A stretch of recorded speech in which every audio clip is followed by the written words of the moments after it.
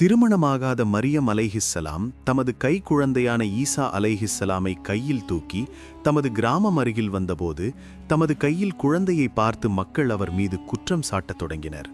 மக்கள் கூறினர், ஏ மரியம், உமது தாய் தந்தையார் மிகவும் நல்லவர்கள், நீர் ஏன் அசாதாரணமான செயலை செய்துவிட்டாய் என மக்கள் கோவப்பட்டனர். அப்போது மரியம் அலைஹிஸ்ஸலாம் அல்லாஹுவின் கட்டளைப்படி எதுவும் சொல்லவில்லை. வெறும் தமது குழந்தை நோக்கி விரலால் சேகை செய்தார். மக்கள் அதிர்ச்சியில் கூறினர், இது கைக்குழந்தை, இது எப்படி பேசும் என்று. அப்போது அல்லாஹு தஆலாவின் கட்டளைப்படி ஈசா அலைஹிஸ்ஸலாம் தமது அம்மாவின் கையிலிருந்தே பேசத் தொடங்கினார். இதை பார்த்து மக்கள் அதிர்ந்து போனார்கள்.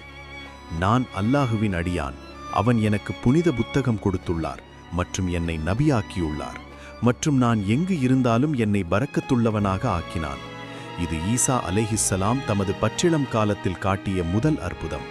மக்கள் புரிந்து கொள்ளத்தக்கவாறு அல்லாஹுவின் சக்தி அளவில்லாதது மற்றும் அல்லாஹ் யாரை விரும்பினாலும் பச்சிளம் காலத்திலேயே தமது அடையாளமாக ஆக்கிவிடுகிறான்.